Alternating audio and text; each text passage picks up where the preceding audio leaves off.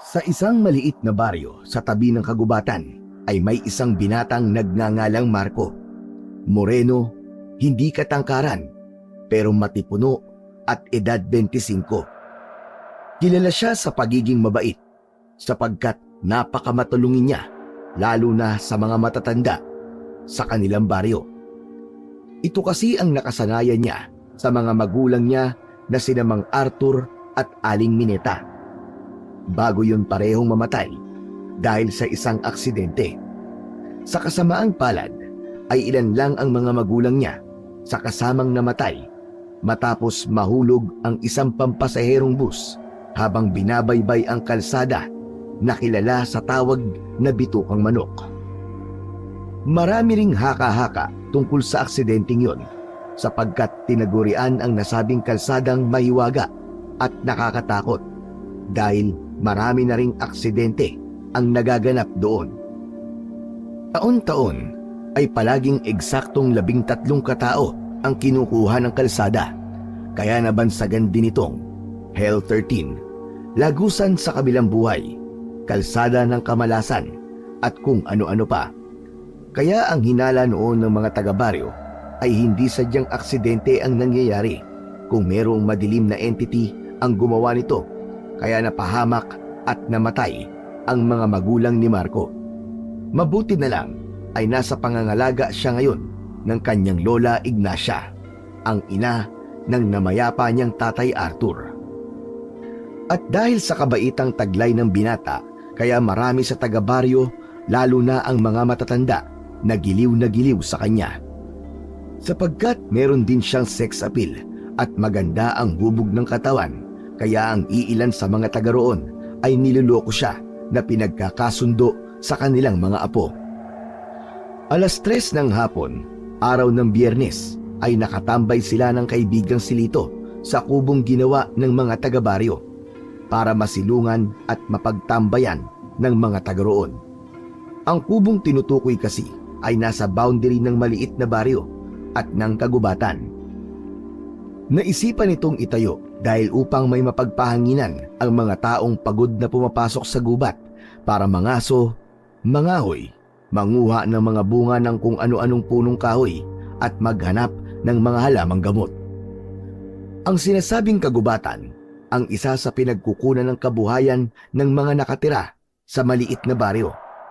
Subalit kahit marami na ang pumapasok sa kasukalan nito, ay hindi pa rin nawawala ang hiwaga at katatakutang bumabalot sa loob ng gubat.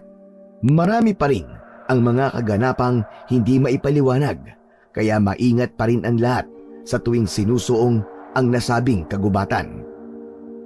Habang nakatingin sa kalangitan, ang matangkad at payat na si Lito ay nangunguyakoy pa ang paa nito.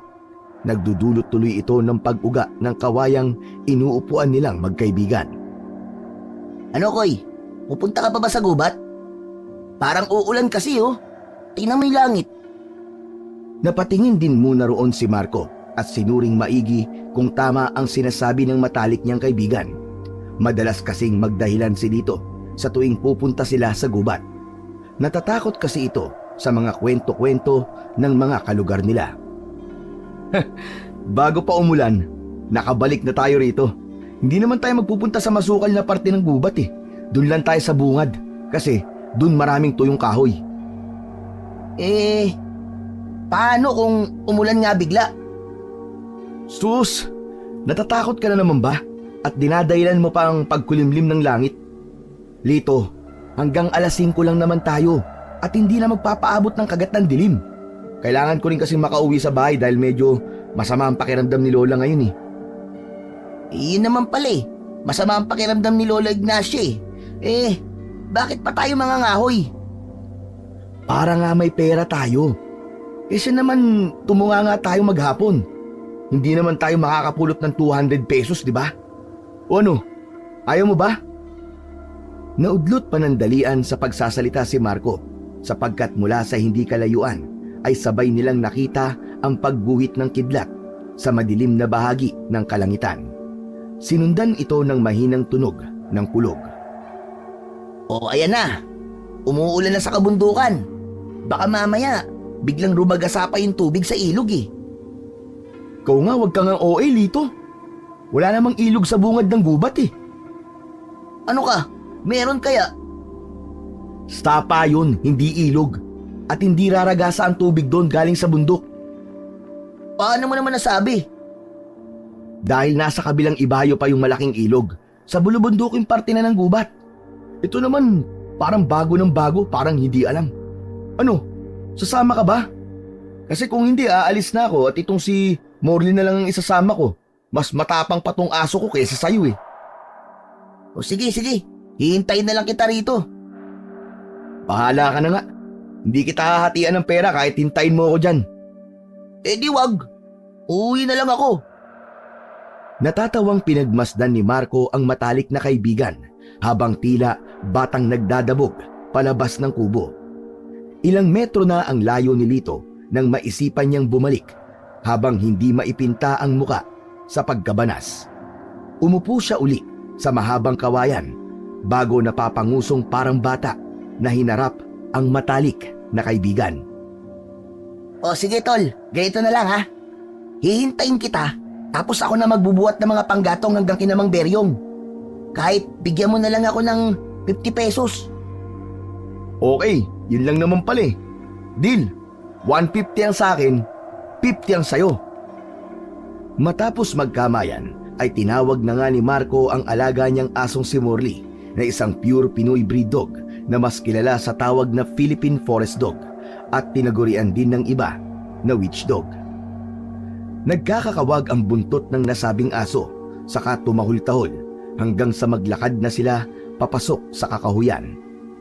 Nang medyo malayo-layo na ay napalingon pa ulit si Marco sa kubo matapos marinig na magsalita ang matalik niyang kaibigan. Tol, hanggang alas 5 lang ha. Kapag wala pa kay ni Morley, uuwi na talaga ako. Oo na! Maghintay ka lang dyan hanggang sa may makasama kang lamang lupa o kaya engkanto! Bahala ka! Pagkatapos niyang sabihin yon, ay tumakbo na siya hanggang sa mawala na sa paningin niya ang kubo at si Lito. Naaaliw naman siyang sinundan ng alagang aso hanggang sa tuluyan na silang makapasok sa loob ng gubat. Habang naglalakad papunta sa malapit na sapa, ay tumingin-tingin na rin sa kapaligiran ang binata nang madadampot na tuyong sanga ng puno. Ang mga pangilan-ngilan niyang nakikita ay kaagad niyang nilalagay sa sakong hatak-hatak niya. Malaking tulong din si Morley sapagkat dumadampot din ito ng mga tuyong sanga ng puno. Minsan nga lang ay napapangiti na lang si Marco dahil kahit mga bato at tuyong dahon ay ibinibigay sa kanya ng alagang aso. Sa tuwing makakasalubong siya ng ilang mga taga-baryong kakilala ay napapayukod ang binata habang bumabati ng magandang hapon. At mabilis na sumapit ang oras. 4:30 na ng hapon. Pagkakita niya sa sapa ay patakbo siyang lumapit dito na sinundan din naman kagad ni Morley. Bilisan mo, Morley! Bilis! Tara, bilis! Habang bitbit sa balikat ang sakong may nangangalahati ng tuyong kahoy ay dali-dali siyang tumawid sa sapa. Hinanap niya rin kagad ang isa pang kubo na ginawa rin ng mga taga-baryo para maging silungan ng sinumang mapapadpad doon. Nang nasa maliit na kubo na, ay inilapag niya pansamantala ang sako at isinandal sa haligi ng kubo. Saglit siyang naupo sa mismong pintuan habang naglilibot ng tingin kung meron bang mga tuyong kahoy na maaari niya madampot at gawing panggatong na ibibenta kay Mang Beryo. Orly, maghanap ka na muna ng mga panggatong. Dalhin mo sa akin dito Magpapahangin lang ako saglit. Sige na. Pagtahol ng aso ay tumakbo kagad to malapit sa sapa at naghanap nga ng mga tuyong kahoy. Si Marco naman ay saglit na tumingin sa itaas sapagkat medyo makulimlim ang paligid. Medyo mapuno sa lugar na yon pero nakikita pa rin naman ang kalangitan. Anak nang, mukhang tama nga si Lito Mukhang uulan nga. Hindi pa man siya natatapos sa pagsasalita ay nakarinig na siya ng malakas na kulog na para bang merong dumadagungdong sa kalangitan. Natigilan din ang aso at napatingin sa langit na parang alam ang nangyayari sa paligid. Morley! Morley, dali! Balikan na rito! Bilis! Kaagad na sumunod ang aso na may dala pang maliit na tuyong sanga. Pagkaabot sa kanya nito ay inilagay niya rin sa sako at binitbit ang nasabing bagay para ipasok sa loob ng kubo. Nagbabadya na kasing pumatak ang ulan.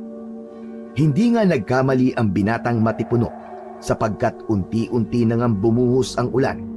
Simula sa manipis na ambon hanggang sa magtuloy-tuloy na ito. Nanatili lang tuloy sila sa loob ng kubo habang nagpapatila ng ulan at nakatingin sa sapang unti-unting lumalabo ang tubig. Hindi naman nababahala si Marco dahil wala pang pagkakataon na tumaas ng gusto ang tubig sa sapang yon. At kung sakaling mangyari man, mataas din naman ang kinalalagyan ng kubo kaya hindi sila mapapahamak ng kanyang alagang aso. Ay nako, umamalasin ka nga naman oh. Ang sabi ko pa naman kay Mang Beryong, 2 sako ang dadaling ko sa kanya. Kung alam ko lang na uulan eh. Ay nako, kanina pa dapat kami nilito nagpunta rito sa gubat. Kung minamalas ka nga naman talaga, oo. Umuungot-ungot pa ang forest dog na parang nauunawaan ang kanyang mga sinasabi. At dahil doon, ay hinimas-himas na lang niya sa ulo bago kausapin na parang bata. Huwag kang mag-alala, Morley. Papatilain lang natin ang ulan. Pagkatapos, babalik na tayo. Wala na eh. Basa na ang mga kahoy kaya wala na ring silbi yung mga makukuha natin. Sabay na dumungaw ang dalawa sa pinto habang naghihintay sa pagtila ng ulan.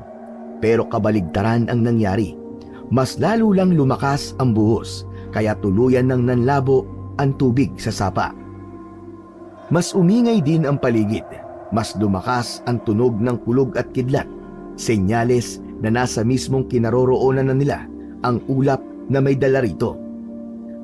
Pinagmasdan ng binata ang kanyang aso na pumunta na lamang muna sa isang sulok at natulog.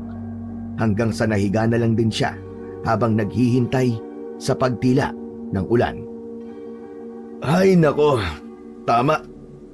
Umidlip na lang muna tayo, Morley, habang malakas pa ang ulan. Pagpikit niya ng mga mata habang nakangiti ay maya-maya lang inanod na kagad ang diwa ni Marco ng matinding antok na akala mo ay hindi siya nakatulog nitong nakalipas na gabi.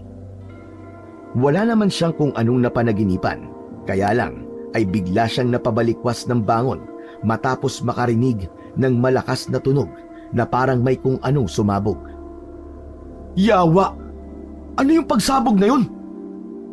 Habang nakaupo sa sahig, ay hinanap niya kagad ang alagang aso at nang di nito makita sa pwesto nito, ay nabahala si Marco kaya dali-dali siyang tumayo. Hanggang sa marinig na nga ang pagtahol ni Morley mula sa hindi kalayuan.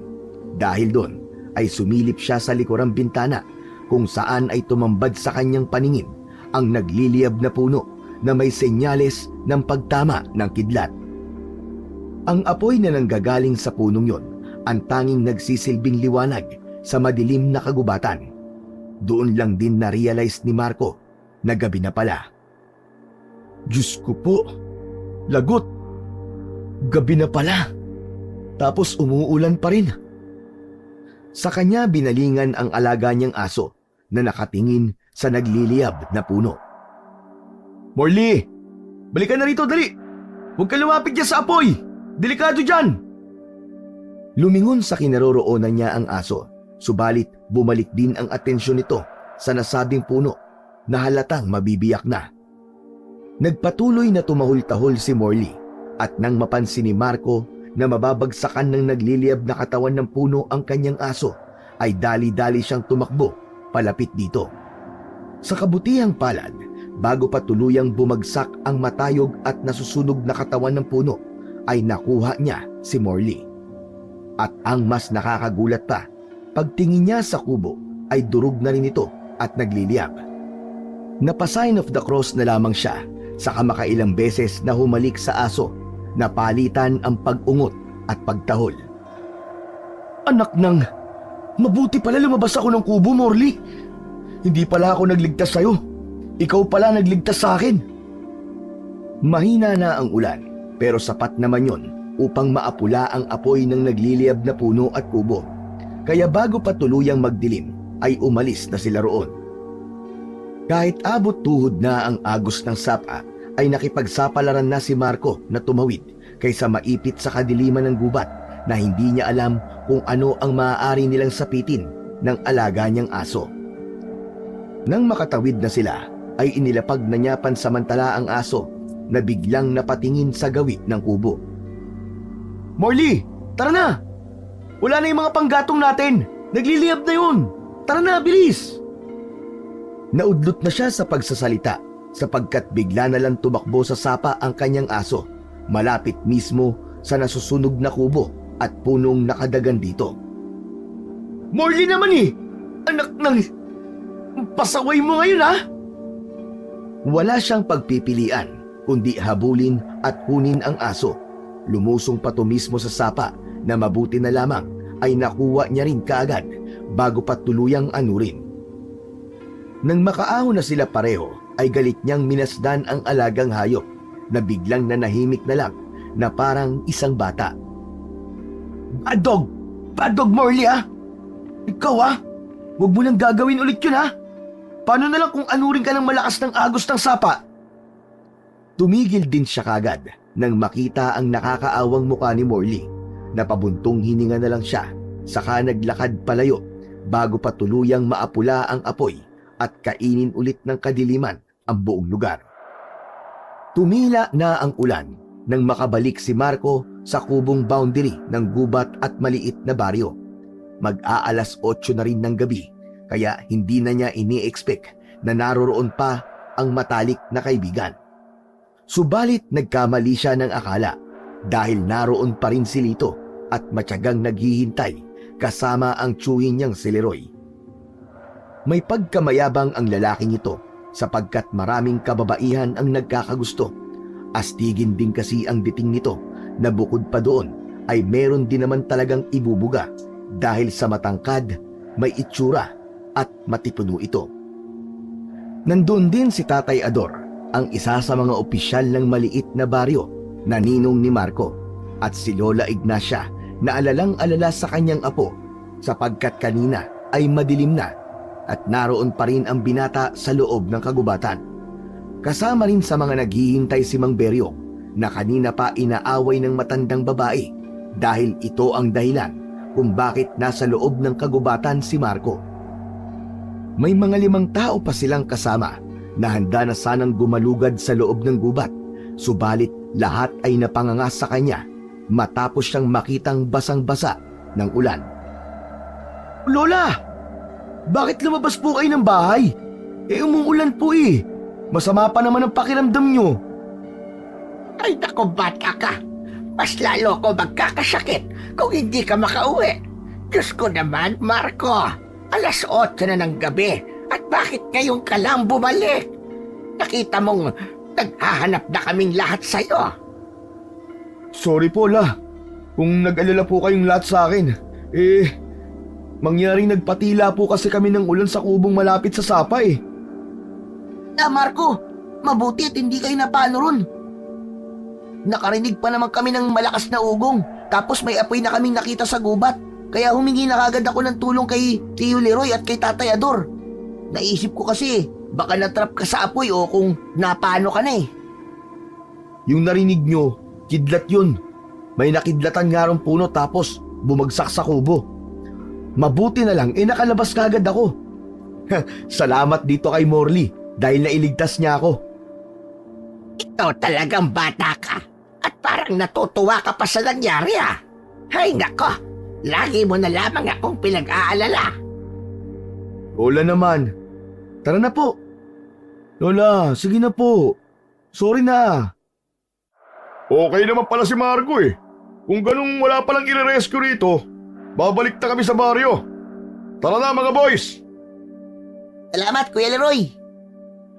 Pag-alis ni Leroy at ng mga alipores niya, ay tumuon naman ng pansin si Marco kay Mang Beryong na halata rin ang pag-aalala sa ekspresyon ng mukha nito. Mang Beryong, pasensya na po kasi yung Nakuha akong panggatong ho. Nasunog na rin po dun sa loob ng kubo eh. Naunawaan naman ng matandang lalaki ang sitwasyon niya, kaya nagbigay pa rin siya ng pera bilang pakonsuelo. Nahiya pa ngang tanggapin ni Marco, kaya lang ay ipinipilit ni Mang Beryong sapagkat ayaw niyang magalit pati si Lola Ignacia. Sabay-sabay silang bumalik sa baryo at nang nasa tapat na ng kapilya ay doon na sila naghiwa-hiwalay. Si Mang Beryong at Lito ay nagtungo sa kaliwa, si Mang Ador naman sa kanan, habang ang maglola ay dumiretso lang hanggang sa makauwi sila sa kanilang bahay. Kaagad naligo si Marco kasabay ang aso niyang walang imik simula pa kanina. Matapos makapagbihis ay pinakain niya rin ito, pero nagulat siya at nag-alala sapagkat tila walang gana ang alaga niyang aso. Kaya bago matulog ay binuhat niya si Morley at kinausap habang inoobserbahan. "Morley, okay ka lang ba? Bakit ang tahimik mo? Nagtatampo ka pa rin ba dahil pinagalitan kita kanina, ha?" Matamlay lang siyang pinagmasdan ng aso hanggang sa magpumilit na tong kumawala sa kanya. Hinayaan na lang muna niya itong pumesto sa ibaba ng papag. Matapos magpakibit-balikat, humiga na siya at tumitig sa bubungan ng kanilang bahay hanggang sa anurin na kagad ang diwa niya ng antok. Sa kalagitnaan ng malalim na gabi ay dinalaw ng isang panaginip si Marco. Nakita niya ang kidlat na bumulusok sa isang puno at bumagsak sa kubo. Kalaunan ay nakita niya rin ang bibig ng isang aso na tila may kung anong kinukuha sa sapa. Pagkatapos ay meron siyang nakitang puting bato na kumikinang kasabay ng malakas na alulong na dahilan kung bakit siya nagising. Napatingin ang matipunong binata sa bintana habang pinakikinggan ang alulong ng aso mula sa hindi kalayuan. Tahimik at malinis ang paligid sa labas ng bahay nila, kaya kahit anong mahinang tunog at ingay ay madali niyang naririnig. Napalingon siya sa kinaroroonan ni Morley pagkarinig niyang tila dumuduwal ito. Nag-alala niyang nilapitan ang forest dog hanggang sa nakita niya ang mga isinuka ng kanyang alaga, kasama na roon ang isang puting batong kumikinang na tila kasing laki ng holen. Nakahinga siya ng maluwag pagkakita sa aso na kumakawag-kawag na ang buntot, senyales na okay na ito. Pero naagaw pa rin ang atensyon niya ng nakakasilaw na puting bato. "Morley, ano yan? Yan ba ang rason kaya masama ang pakiramdam mo kanina? Pero saan mo nakuha yan?" Alam ko na. Sa sapa. Yan ba yung kaninang kinukuha mo ron?" Gamit ang bibig ay kinuha ng aso ang nasabing hiyas at ibinigay ito sa kanyang amo. Hindi pa man nahahawakan ni Marco ang nasabing makinang na puting bato, ay nakarinig na naman siya ng alulong ng aso mula sa labas ng bahay. Sa pagkakataong yun ay mas malakas at nakakakilabot na ang alulong na yun na parang napakalapit lang, dahilan para mapabaling na naman ang atensyon ng binata sa bintana. "Naknang, ano ba yung aso na yun?" Naudlot na naman siya sa pagsasalita sapagkat binundol siya ni Morley sa pamamagitan ng bibig. Pakiwari niya ay parang gusto ng aso na kunin niya ang makinang na bato. Nang ilapat ni Marco ang kanyang kamay ay kaagad na iniluwa ni Morley ang hiyas. Nang mahulog yun sa kanyang palad ay ganun na lamang ang pagkagulat niya sapagkat tila ba may kung ano at samot-saring alaala ang bumulusok sa kanyang utak. May nakita siyang tao na may malaking katawan pero malabo ang mukha nito. Merong binubuhat na malaking troso ang nasabing lalaki na walang kahirap-hirap nitong inihagis sa kung saan. Kasunod noon ay nakakita rin siya ng mga maliliit na nilalang mula sa kagubatan, pero tanging mapupula at nanlilisik na mga mata lang ang naaaninag niya. Sumalakay ang mga ito, kaya napapikit siya hanggang sa naramdaman niyang para siyang nahulog sa malalim na bangin. Pagdilat ng mga mata niya ay naabutan na lang niya ang sarili na napapalibutan ng iba't ibang hugis ng nilalang na parang anino lang. Lahat ng mga yon ay nanlilisik ang mga mata na handa siyang salakayin at lamunin ng buhay. Dala ng matinding takot ay ihahagis niya sana ang nasabing hiyas, kaya lang ay nakarinig naman siya ng malumanay na tinig mula sa kung saan. Bigla ring nawala ang mga nakakatakot na nilalang na nakapalibot sa kanya. Lumiwanag at gumaan ang pakiramdam niya sa kapaligiran hanggang sa isang kumikinang na magandang babae ang lumitaw sa kanyang harapan. Teka, sino ka? Ipagpaumanhin mo, Ginoo, pero hindi maaaring bigkasin ng mortal ang aking pangalan dahil ikakapahamak mo ito. Pero ako ang may-ari ng mutyang hawak mo. Ha? Anong mutya?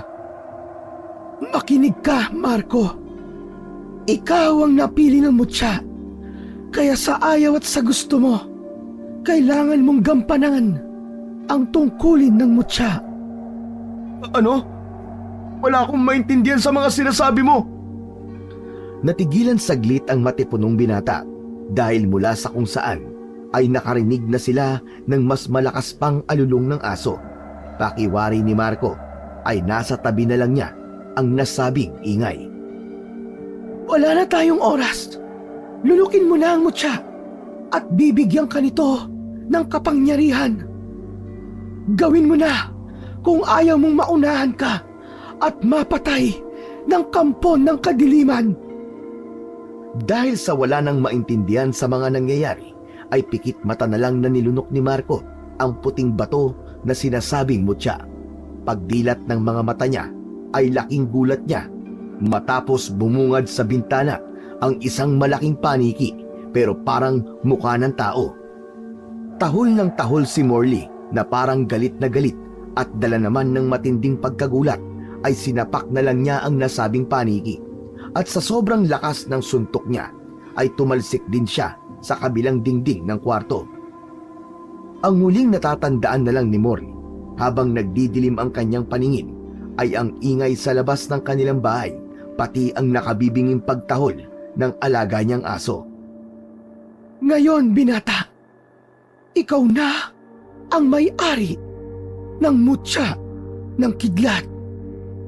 Pagkatapos marinig yun, ay tuluyan na siyang bumagsak sa sahig at nawalan ng malay tao. Dinala siya sa ospital nang wala sa kanyang kamalayan at nang nandoon na siya ay muli na naman siyang dinalaw ng maladiwatang babae na nagsasabing may-ari ng mutya ng kidlat. Teka, nasan ako? Huwag kang matakot, Marco. Nasa ligtas na lugar ka. Anong ibig mo sabihin? Tsaka teka, sino ka ba talaga? Daan mong mabuti ang ibibilin ko sa'yo. Sapagkat maaaring ito na ang huli nating pagkikita.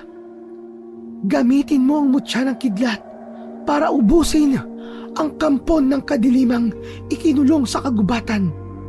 Subalit ngayon ay nakalaya na. Nagsisimula na silang manalakay sa mga baryo at uunahin nila ang lugar na pinakamalapit, ang maliit niyong baryo. May proteksyon ng mutya na yan laban sa masasamang nilalang at hindi kanila basta-basta masasaktan. Bago pa makasagot ang binata, ay nakaramdam na siya ng kakaibang puwersa. Isang madilim na puwersang parang gusto siyang gawan ng masama. Dahil doon ay naalarma si Marco na tila hindi na rin alam ang gagawin.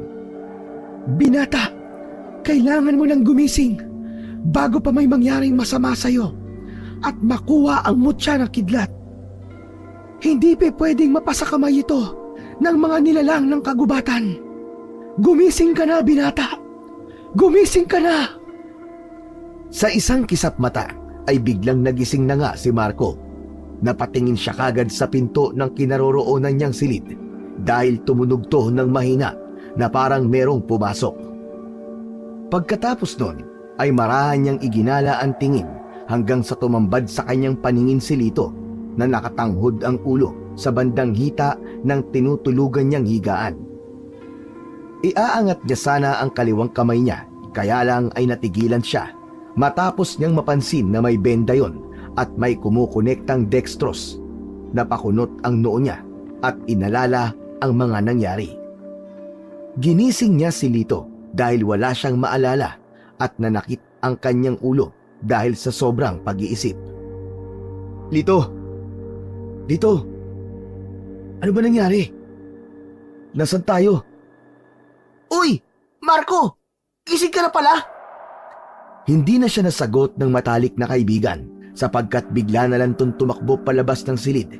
Narinig pa niya ang boses nito na tila natataranta sa pagsigaw. Nurse! Nurse! Gising na ang kaibigan ko! Nurse! Nurse? Aba, kung ganun, nasa ospital ako. Paano ako napunta rito?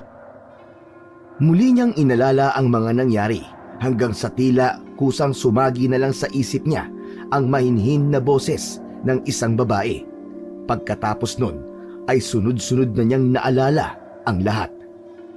Ang malaking katawang lalaki na bumubuhat ng mabigat na troso, ang mga maliliit na nilalang sa kagubatan, at ang nakakatakot na mga imaheng nakapalibot sa kanya. Parang lumobo ang ulo ni Marco dahil sa mga alaalang yon na nagpatayo rin ng kanyang mga balahibo. Subalit mas lalo siyang nahintakutan nang maalala ang malapaniking nilalang sa bintana ng kanilang bahay na sa pagkagulat niya ay nasapak niya at pareho silang tumalsik. Oo nga pala.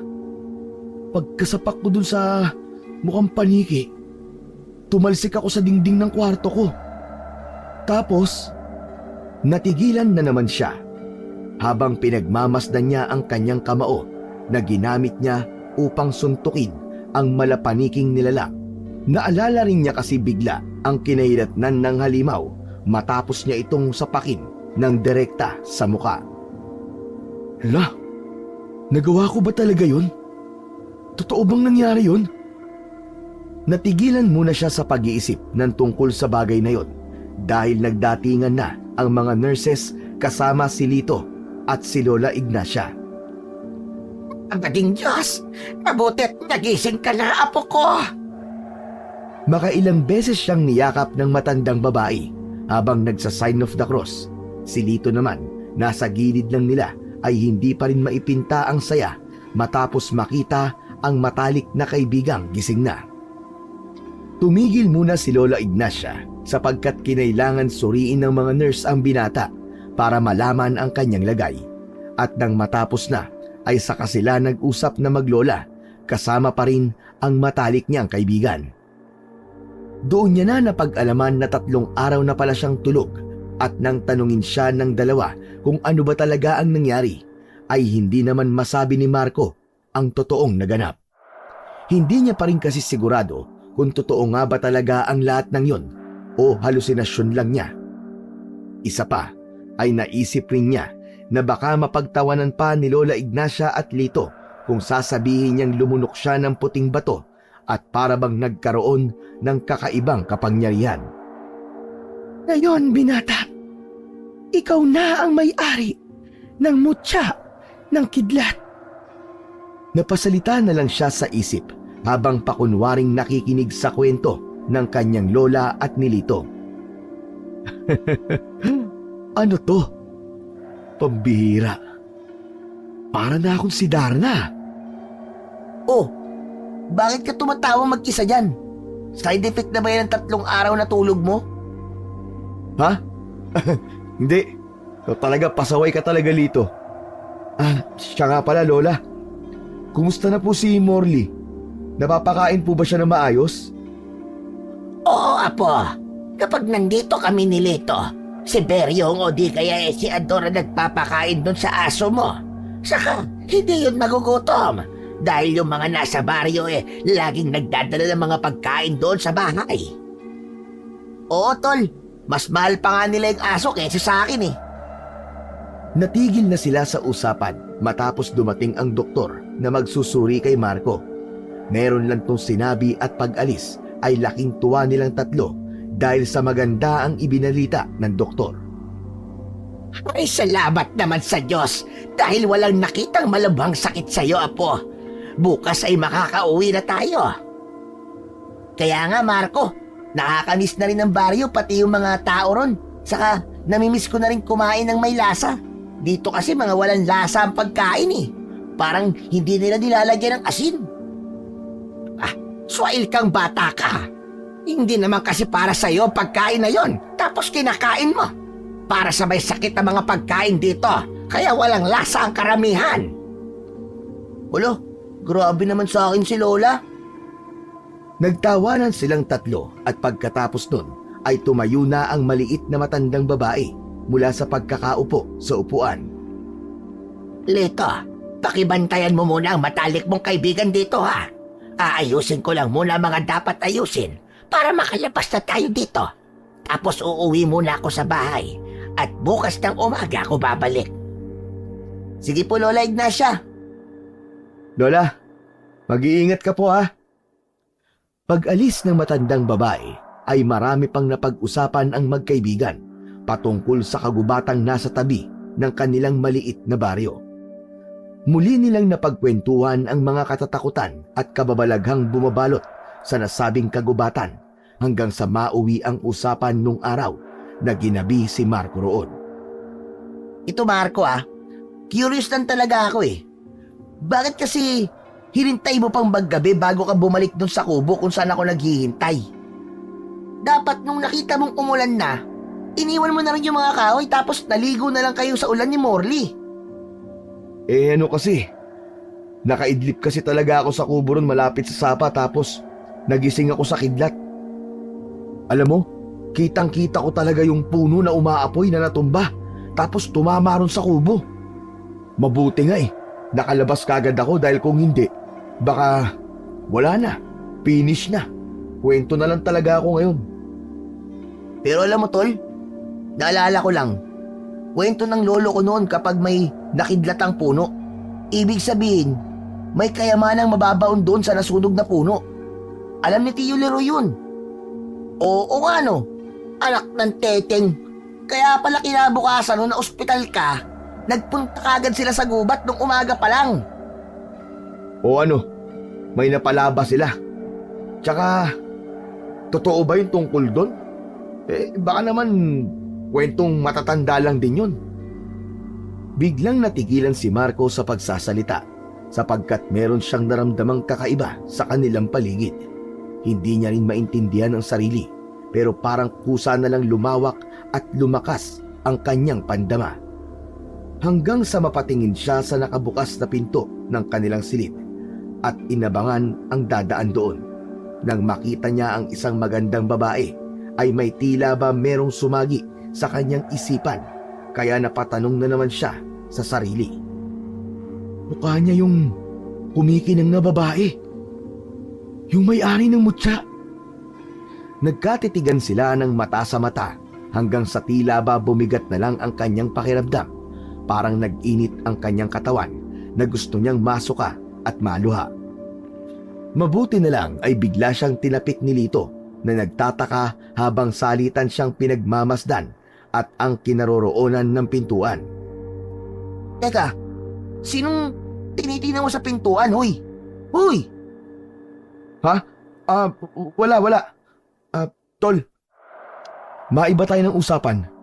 Hindi ko na kasi masyadong maalala eh. Pero ano bang nangyari, bakit ako napunta rito sa ospital? Ito naman ikaw nga yung tinatanong namin kanina pa ni Lola Ignacia. Tapos ngayon, ako naman ang tatanungin mo. Naisawisyo ka na ba talaga ha? Parang lutang ka pa rin kasi. Ang totoo, Tol, wala kasi talaga akong maalala eh.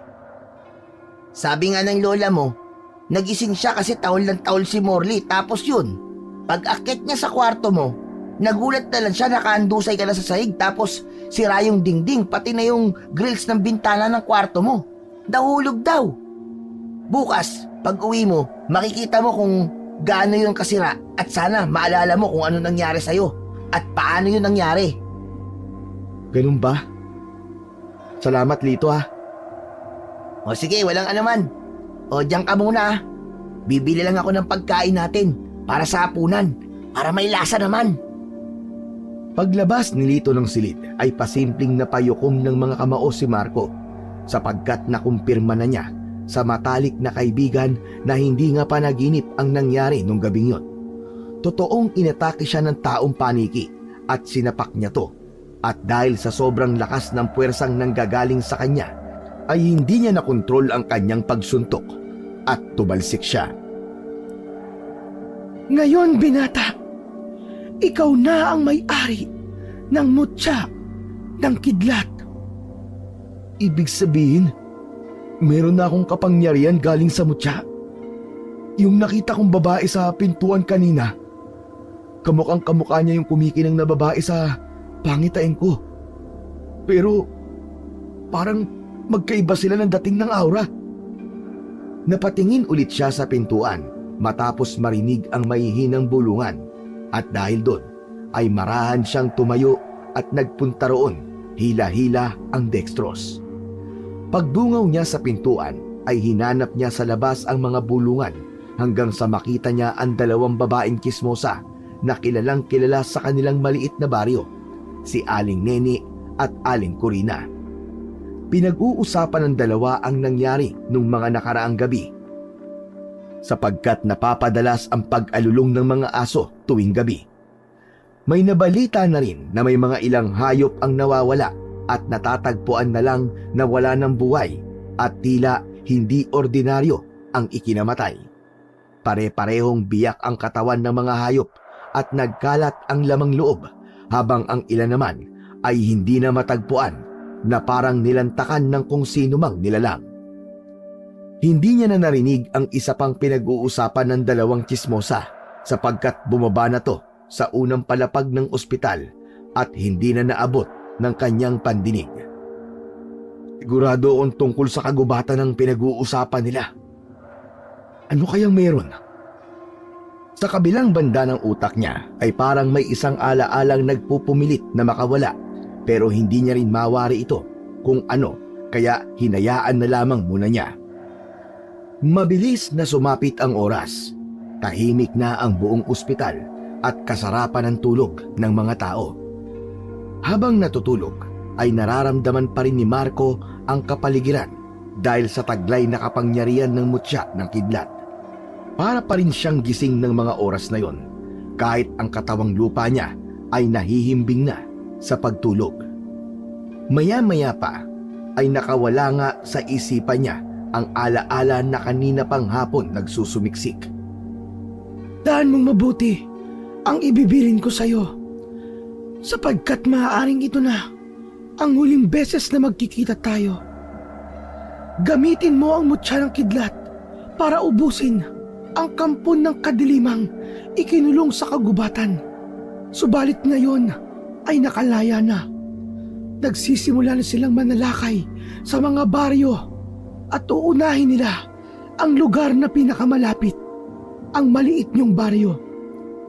May proteksyon ang mutya na yan laban sa masasamang nilalang at hindi ka nila basta-basta masasaktan. Matapos maalala ang tungkol sa bagay na yon, ay kusa na lang dumilat ang mga mata niya at nakiramdam sa kapaligiran. Pinagmasdan niya lang si Lito na mahimbing na natutulog sa mahabang sopa at pagkatapos ay sa kanya ibinaling ang tingin sa pintong nakalak. Nararamdaman niya kasing may puwersang papalapit doon kaya inunahan na niya.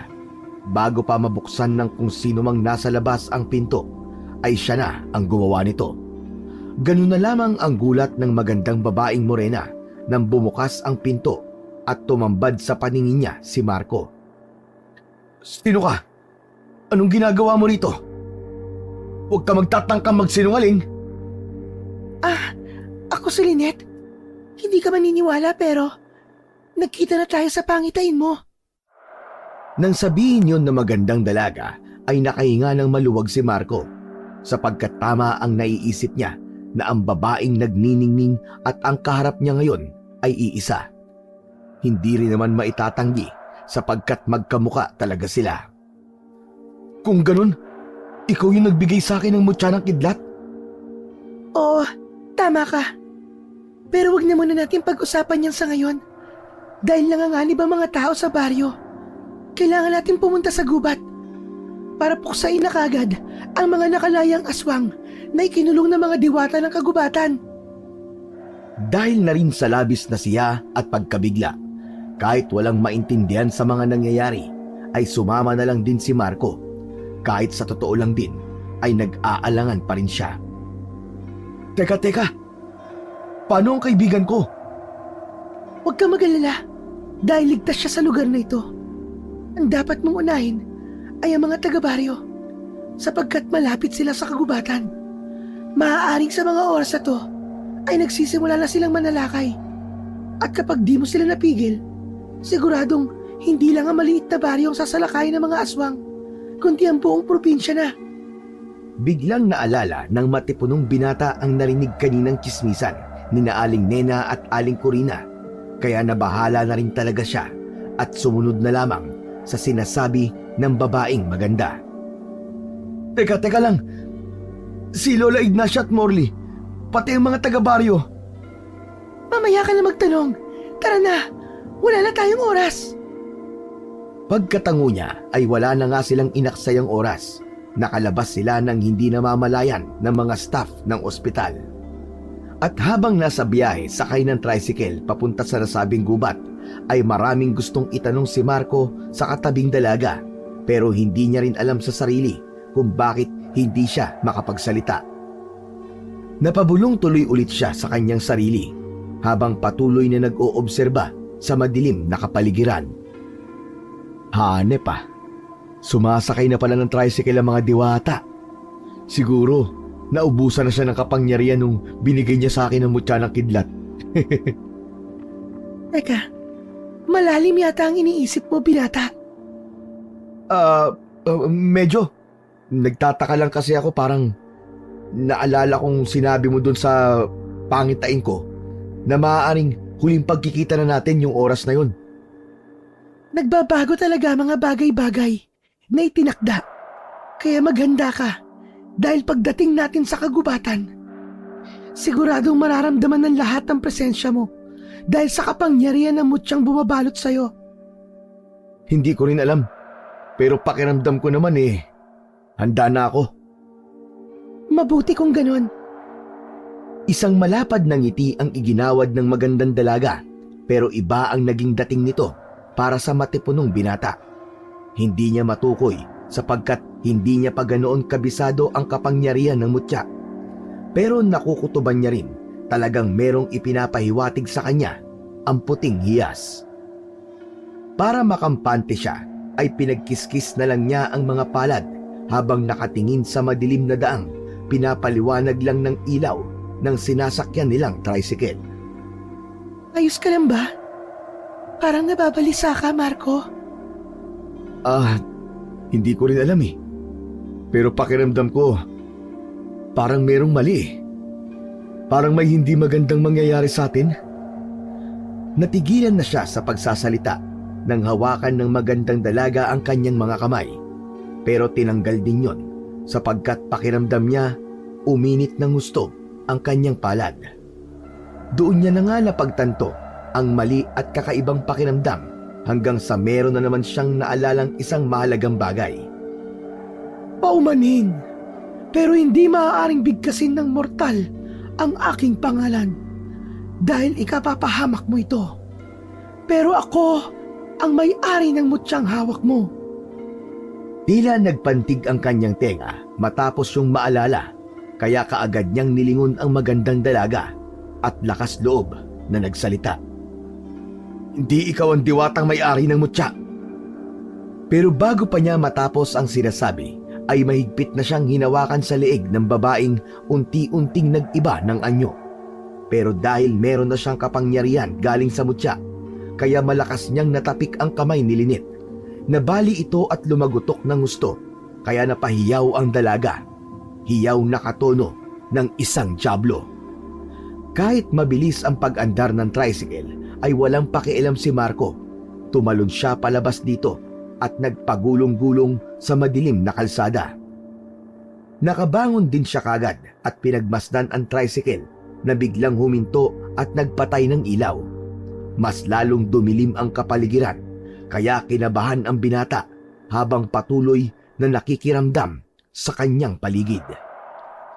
Ako na ang may-ari ng mutya. Ako na ang may-ari ng mutya. Huwag ka matakot, Marco. Bibigyan ka ng mutya ng kapangyarihan. Pumikit siya at nag-concentrate habang sa unti-unti niyang naririnig ang mga bagay sa paligid na para batong nakikita niya.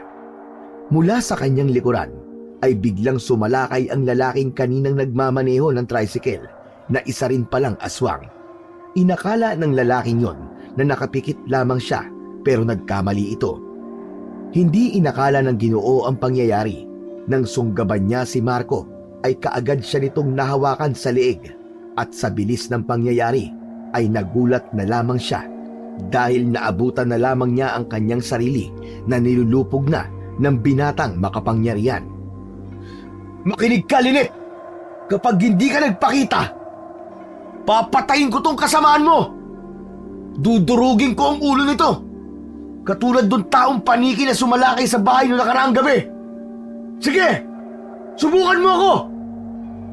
Isang malakas at nakakatakot na huni ng kung anong nilalang ang sumagot sa matipunong binata. At mula sa hindi kalayuan ay nakita niya ang paglipad ng tricycle papunta sa kanyang kinaroroonan. Ginawa niyang panangga ang hawak na aswang upang doon tumama ang tricycle na inihagis sa kanya. Tumalsik at nagpagulong-gulong si Marco na huminto lang matapos tumama sa isang puno na nasa gilid ng kalsada. Mahilo-hilo siyang tumayo at napahawak sa kanyang noo matapos maramdamang merong tumatagas na dugo doon. Nagkulay pula kasi ang paningin niya pero ganun na lang din ang gulat niya sapagkat sa pangalawang paghawak niya sa sugat sa noo ay magaling na kagad ito. Ayos ah! Gumaling kagad ang sugat ko! Hahanep! Para ako si Wolverine ah! Ngumiti siya at muling pinakiramdaman ang madilim na kapaligiran. Ganun na lang din ang pagkamangha niya sapagkat para na siyang may night vision na malinaw na nakakakita kahit sobrang dilim ng paligid. Natanaw niya ang lalaking aswang na nasa gitna ng kalsada. Tila naghihingalo na ito dahil sa nakadagang tricycle sa dibdib. Lumapit siya rito at walang kahirap-hirap na binuhat ang mabigat na nakadagan dito, dahilan para makahinga na to ng maluwag. Bakit ako pinapupunta ni Lynette sa gubat, ha? Bakit niya ako isinama ron? Patayin mo na ako. Hindi ako magsasalita. Kahit ano pang sabihin mo. Anak ng diablong buang, oo. Ang tapang mo pa. Eh kung ibagsak ko kaya tong tricycle na to sa'yo. Huwag kang tanga. Iniwan ka na nga niya dito eh. Sa tingin mo, may pakialam siya sa'yo kung mabuhay ka pa o hindi? May aswang palang bobo. Umangin na lang ng malakas ang aswang at pagkatapos ay gumapang to pero tinapakan niya ng pagkadiin-diin sa magkabilang hita kaya mas lalo tong napaungol sa sobrang sakit. Nang masiguro ni Marco na hindi na makakalakad pa ang aswang ay sa kanya tinanggal ang pagkakatapak dito. Kinuha niya ang ilang piraso ng bakal sa tricycle at sa kanya pinalupot sa katawan ng lalaking aswang at dinala pauwi sa kanilang bahay. Pagdating sa tapat ng bahay nila ay narinig niya kagad ang pagtahol ni Morley habang kumakawag-kawag pa ang buntot nito. Sinundan naman yun ng alulong ng iilang aso mula sa hindi kalayuan, kaya kaagad niyang pinagana ang kanyang mga pandama upang tukuyin kung merong aswang na gumagala sa kanilang baryo.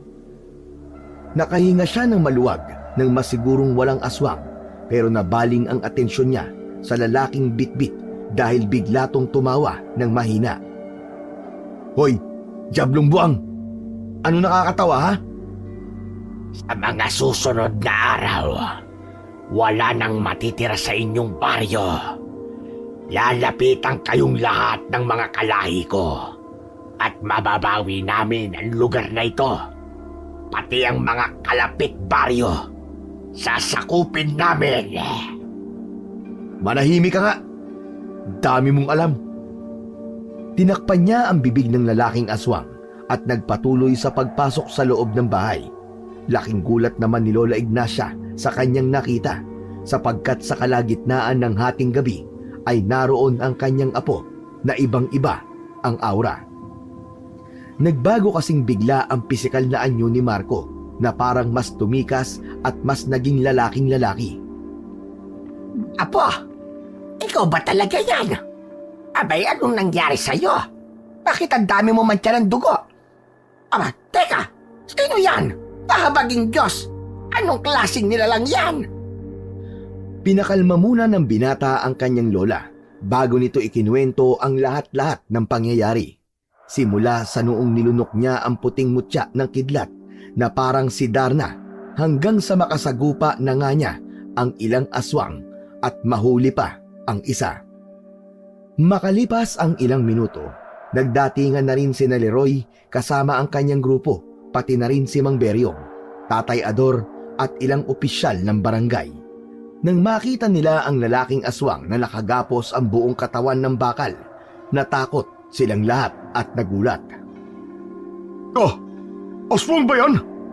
Sinong nagpulupot sa kanya na makapal na bakal na yan? Ako po, Kuya Leroy. Pagbaling sa kanya ng mga kalalakian ay mas lalong nagulat ang mga ito dahil sa kanyang kakisigan, kaya kaagad na nagpaliwanag ang binata. Nakaraang gabi ho, bago ako maospital, nadiskubre po ng aso kong si Morley ang puting hiyas na yan sa gubat. Yung kumidlat po. Wala po akong idea nung una kung ano yun. Saka ko na lang po nalaman. Nagaling pala yun sa nakidlatang puno.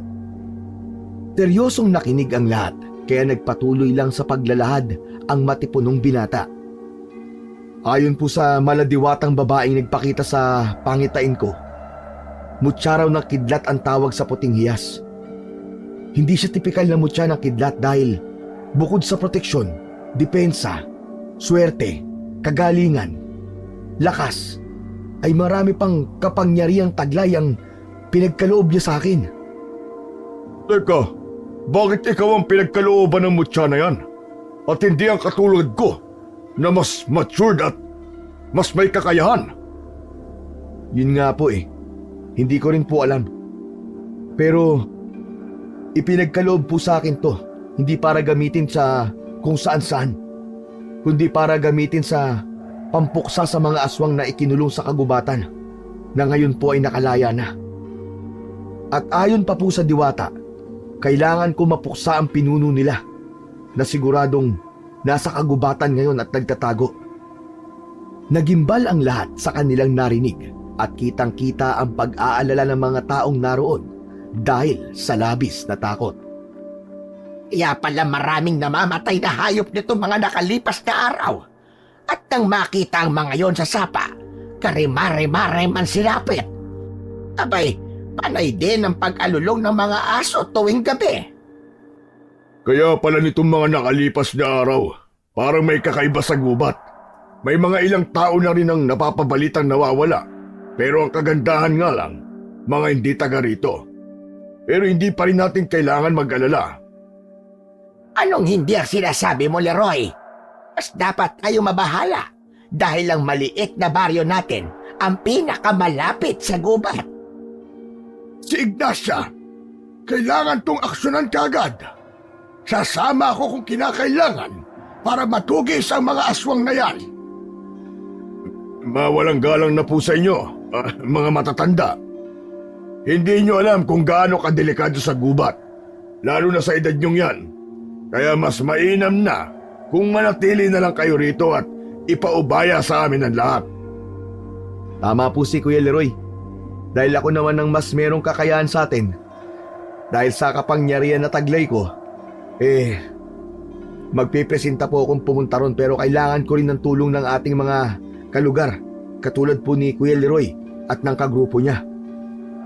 Nag-angat din ng kamay si Tatay Ador at ang iba pang barangay opisyal at pulis. Natigilan lang sila sa usapan pagkatapos marinig na muling tumawa ang lalaking aswang na nakagapos. Dahil doon ay natuon ang atensyon nilang lahat dito at seryosong pinakinggan ang kung anumang sasabihin ito. Kala nyo ba, porke meron kayong hawak na mutya, ay matatalo nyo si Lynette?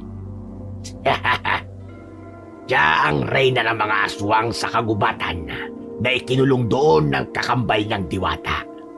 At sa palagay nyo, paano kaya siya nakalaya? Ituloy mo! Magsalita ka! Paano siya nakalaya? Dahil meron sa maliit na baryong ito na sakim sa kapangyarihan at yaman na nagtraidor sa inyong lahat. Pinagkalulo niya ang maliit na baryo. Humalakhak ng humalakhak ang lalaking aswang hanggang sa hindi na nakatiis pa si Marco sa nakaririnding boses nito. Gamit ang buo niyang lakas ay sinapak niya ang mukha nito. Sa sobrang lakas nun, pumutok na parang lobo ang ulo ng aswang. Nagulat naman ang lahat sa kanilang nasaksiyan. Ang iba ay napalabas ng bahay at ang iba naman ay masuka-suka sa nakita. Anak nang, napasobra yata suntok ko. Pasensya na po kayong lahat sa nagawa ko. Alam kong wala rin po ako sa posisyon para magsalita ng ganito. Dahil alam kong mas nakatatanda kayong lahat na narito. Pero hindi ko na po papaabutin ng pagsikat ng araw at kailangan ng tapusin ang dapat tapusin. Sa tulong po ng Diyos at ng kapangyarihan ng mutya ko, pupuksain po natin ang mga aswang na nasa kagubatan na siyang namamahay sa lugar kung saan po tayong lahat kumukuha ng ikabubuhay. Ano yung traidor sa maliit na baryo? Anong gagawin natin kung totoo nga at sinasabi ng aswang kanina? Mang Beryong, sabay-sabay po nating lulutasin yan at pag-iisipan kapag nagapi na natin ang tunay na kalaban. Matapos magsang-ayunan ang lahat ay naghanda na nga si Marco, Leroy, Mang Ador at ang iba pa nilang mga kasama. Habang sina Mang Beryong, Lola Ignacia at ang ibang opisyal ay nagkasundo na tipunin sa iisang lugar ang mga kababayan nila para na rin hindi mapahamak kung sakaling sumalakay sa baryo nila ang mga aswang. Makalipas ang ilang minuto, pasado 3:00 ng madaling araw, nang masiguro ni Marco na nasa barangay hall na ang lahat ng tao sa maliit na baryo, ay nagtungo na kagad sila sa gubat. Takubo na sila nag-ayos ng mga gamit dahil merong alam kahit papano si Mang Ador at Leroy, kaya nakapagdala silang lahat ng mga mabisang pamuksa sa aswang. Handa na po ba ang lahat? Pagkatango ng bawat isa ay sinuong na nga nila ng sabay-sabay ang kagubatan. Malayo pa lang sa sapa ay ramdam na ni Marco ang kakaibang puwersang bumabalot sa gubat. Hindi ganito ang pakiramdam niya nung huling nanggaling dito, kaya ngayon ay nasisiguro niyang nababalot na nga ang kagubatan ng kadiliman. Seryoso ang lahat habang siya naman ay iniisip kung sino nga ba ang taong nagtaksil at nagpalaya sa mga nakakulong na aswang sa gitna ng kagubatan. Makapangyarihang mutya, bigyan mo ko ng pahiwatig upang malaman ko kung sino sa mga taga-baryo namin ang nagpalaya sa mga aswang. Tulungan mo ko, makapangyarihang mutya. Eksaktong pagkabulong nun ni Marco ay nakarinig siya ng sigaw mula sa hindi kalayuan. Nang tumakbo silang lahat sa kinaroroonan ng isang barangay pulis ay nagitla sila sa nakita. Isang patay na kalabaw na halos mahati na ang katawan sa dalawa. Nakita nilang nagkalat din ang lamang loob nito at dugo sa buong paligid nang iangat ni Tatay Ador ang dala niyang pang-ilaw. Mga kasama, mas maigi kung walang lalayo sa atin sa isa't isa. Magsama-sama tayo. Patawid na tayo ng sapa. Paglampas natin sa nasunog na kubo, ay masusukal na ang gubat. Mas didilim na ang paligid.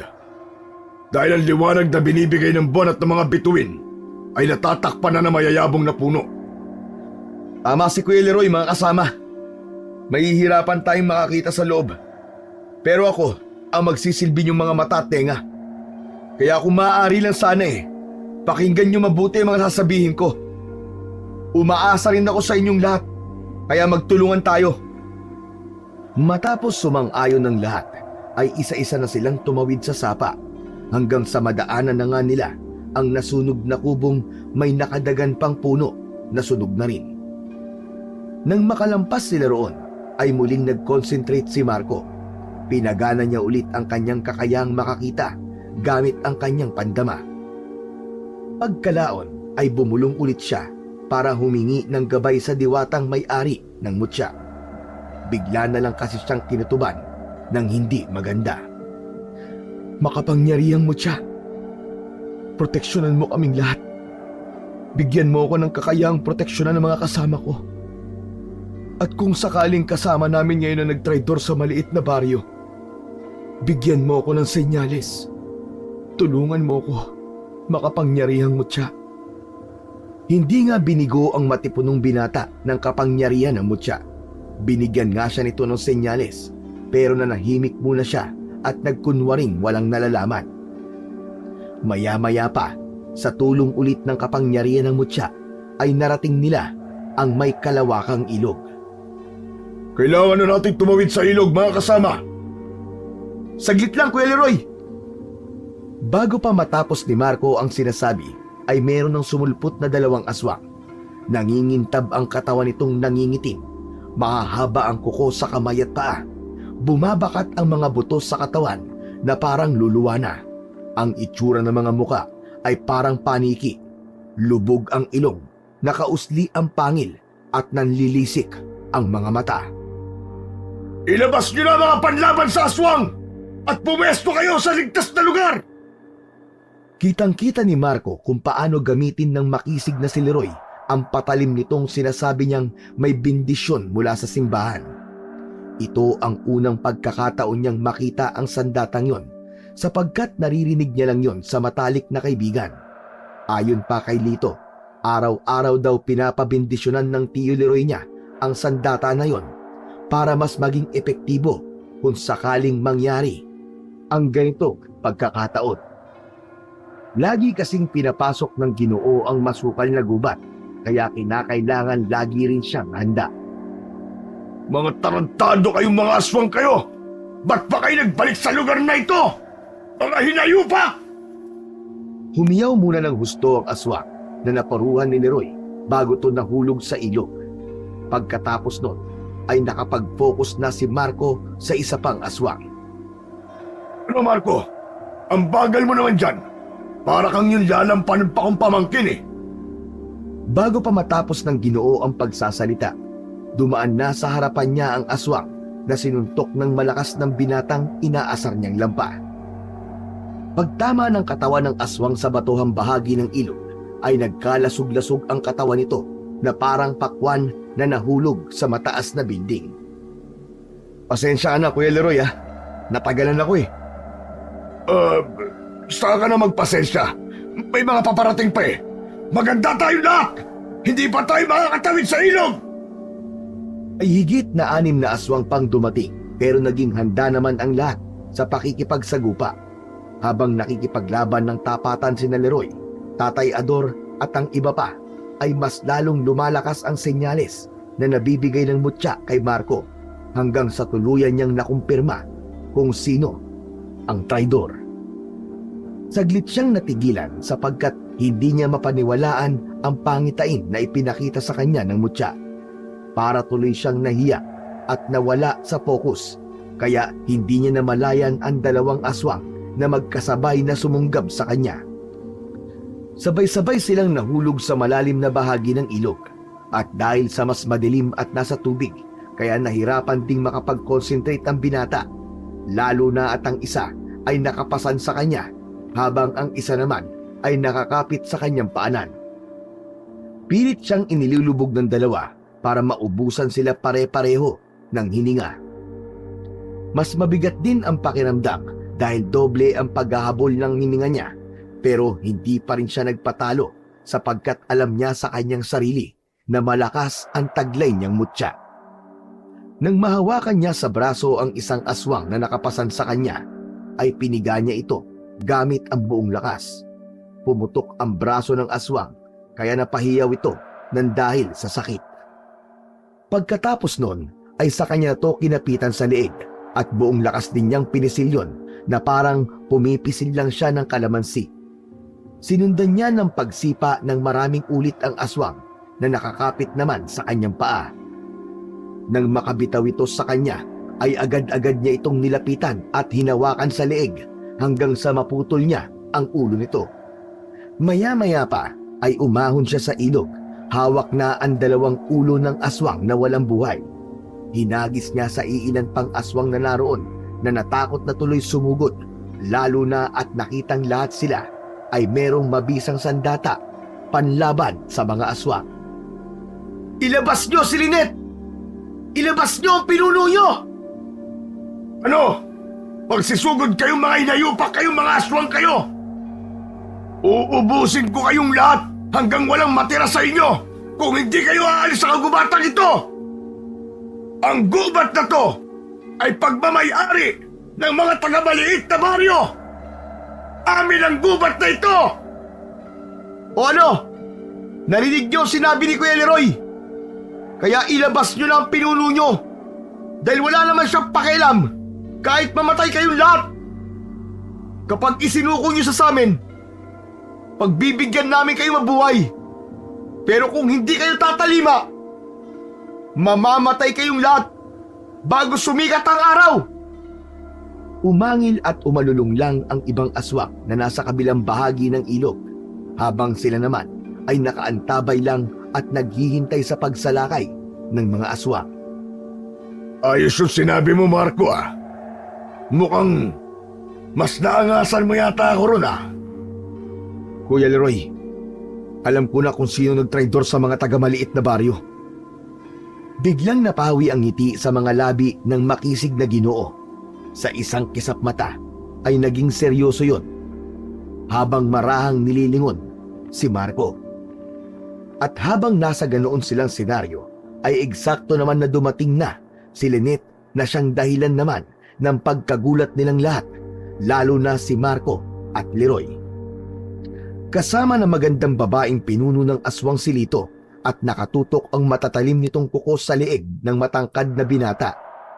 Kitang-kita ang matinding takot sa mga mata nito, habang si Lynette naman ay nakangisi na parang isang demonyo. O ano? Bakit nanahimik yata kayong lahat?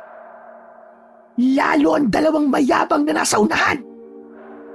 Biglang sumeryoso ang itsura ng muka ng babae at unti-unti na rin nagbago ang muka nito mula sa pagiging maamo na naging isang nakakatakot na aswang. Nilingon naman ni Marco si Tatay Ador at ang iba pang mga kasamahan. Tatay Ador, umalis na po kayo! Tatanggi pa sana ang Ginoo pero humirit pa si Leroy. Narinig din naman ang sinabi ni Marco, hindi ba?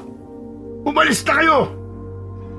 Sige lang, magsitakbo kayo dahil sa oras na mapatay na kita, Marco, at makuha ko ang mutya. Isusunod ko ang maliit na baryo. Babawiin ko ang lugar ng mga aswang. Naninakaw niyong mga tao sa amin. Itiwan mo ang pamangkin ko, hayop ka! Papatayin kitang aswang ka! Kuya Leroy! Magunos dili ka! Dala ng matinding galit ay wala na sa sariling sumalakay si Ginoong Leroy. Sinubukan siyang pigilan ni Marco. Ang kaso lang ay hinarangan na siya ng 5 aswang na galit at naglalawan. Dahil doon ay napasandal siya sa isang matabang puno at nang makaisip ng mabisang paraan ay buong lakas niyang hinugot ang puno at ginawa itong sandata laban sa mga aswang. Pinaghahampas niya ang mga aswang na isa-isang nagtalsikan sa malayo. May natusok sa matitinik na puno. May tumama ang ulo sa bato ng ilog at nagkabali-bali ang katawan, putol na braso at nagkalat ang laman loob ng mga yon sa paligid ng ilog. Ganun lang din ang pagkagulat ni Lynette sapagkat hindi niya sukat akalain na malakas ang epekto ng kapangyarihan ng mutya sa binata. Pagkatapos nun, Hinagis niya sa pinuno ng aswang ang troso, dahilan para mabitiwan nito si Lito na nakaiwas dahil iniligtas siya ng tiyuhin. Nasagip nila ng ligtas si Lito na nakahinga ng maluwag. Lito, pasensya ka na kung naiwan kita sa ospital at hindi ko rin kagad sinabi sa'yo ang totoo. Kuya Leroy, umuwi na po kayo ni Lito. Ako na po ang bahala rito. Pagkatango ni Ginoong Leroy at sa kanito binalingan ang pamangkin. Madali ka! Uuwi na tayo! Hindi ako uuwi, tiyo.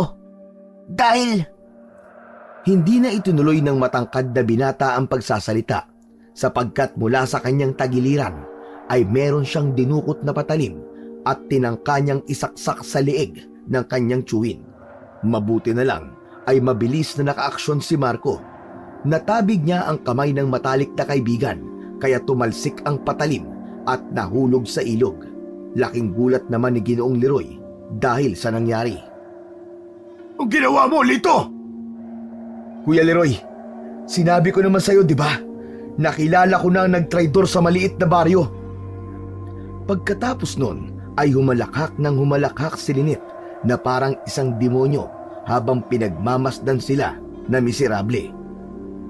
Napakagandang tagpo naman ito. Naalala ko tuloy kung paano ko tinraidor ng kapatid kong Diwata. Kung paano niya kami ikinulong ng mga kapwa ko aswang sa gitna ng kagubatan. Mabuti na lang talaga ay may mga taong katulad ni Lito na puno ng galit sa kanilang puso na kayang gumawa ng kahit na ano. Ay ang magpalaya ng tulad ko, mangyari lamang ang kanilang gusto.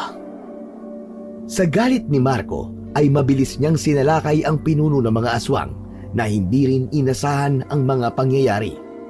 Na-corner kaagad ng binata ang babae at kaagad tong hinawakan sa bibig kasunod ng paghatak ng dila. Dahil sa lakas ng pagkakahatak niya ay napasama pati ang ilalim ng panga ni Lynette na naghuhumiyaw na ng dahil sa nangyari. Sinubukan manlaban ng babaeng aswang pero wala siyang nagawa sa lakas na taglay ni Marco na halos mag-alab ang mga mata sa galit. At sa sobrang galit niya ay hinawakan niya ang magkabilang pisngi ni Lynette habang nakaupo sa dibdib nito. Kumakalmot-kalmot pa ang babaeng aswang pero hindi yun alintana ng binatang ang tanging layunin ay mapuksa siya ng tuluyan. Hayop ka! Mamamatay ka ng aswang ka! Nagsisisigaw na lang ng gusto si Lynette hanggang sa mahati na ang ulo nito sa dalawang bahagi na parang pinunit lang na papel. Nangisay pa sa huling pagkakataon ang aswang hanggang sa tuluyan na itong bawian ng buhay. Nang makita yun ng iba pa ay nagpulasan na ang mga ito na para bang mga bubwit. At nang hindi na maramdaman ni Marco ang presensya ng mga aswang ay sa kanya binalikan ang magtiyo. Doon ay naabutan niya si Lito na umiiyak habang nagpapaliwanag sa kanyang tiyuhin kung bakit niya nagawang traidorin ang buong maliit na baryo. di ako nagsisisi sa ginawa ko. Nang malaman ko sa lumang aklat ni Lolo ang tungkol sa hiwaga ng lugar na to, gumawa na talaga ako ng paraan para mapalaya ang mga aswang na ikinulong sa kagubatan. Inuulit ko, hindi ako nagsisisi. Dahil hindi deserve ng mga taga-maliit na baryo ang mabuhay. Sila ang dahilan kung bakit namatay sila nanay at tatay. Hindi nila tinulungan ang mga magulang ko nung nagkaroon sila ng matinding sakit. Tiyo, dapat magalit ka. Kapatid mo ang tatay ko. Isang malakas na suntok ang natamo ni Lito mula kay Ginoong Leroy. Sinadya ng kapatid ko, ng tatay mo, pati ng nanay mo, na umalis sa lugar na ito. Hindi dahil sa ayaw silang tulungan ng mga taga-baryo. Umalis sila para hindi na makahawa pa ng sakit nila. Dahil kapag may nahawa na kahit isa sa mga taga-maliit na baryo, posibleng mahawa ka rin. Sana nakita mong ginawa nila lahat yon para sa'yo. Dahil ayaw nilang mawala ka At hindi lumaki sa lugar na pinagmamalaki nila. Sa lugar na kahit na maliit, nagtutulungan ang mga tao at may malasakit sa isa't isa. Napahagulgol na lang si Lito pagkatapos yun marinig, pero kahit ganoon ay inakay pa rin siya ng matalik na kaibigan at sabay-sabay silang bumalik sa baryo para sabihing tagumpay ang lahat. Sa kabila ng pagtatraidor ni Lito ay napatawad pa rin siya ng mga taga-baryo dahil nauunawaan nila ang nararamdaman niya. Bumawi ang binata sa lahat ng kanyang mga pagkakasala at sa tulong ng isa't isa ay naging maunlad ang maliit na baryo. Si Marco ay namalagi sa gubat upang maging gabay sa mga taong naliligaw ng landas.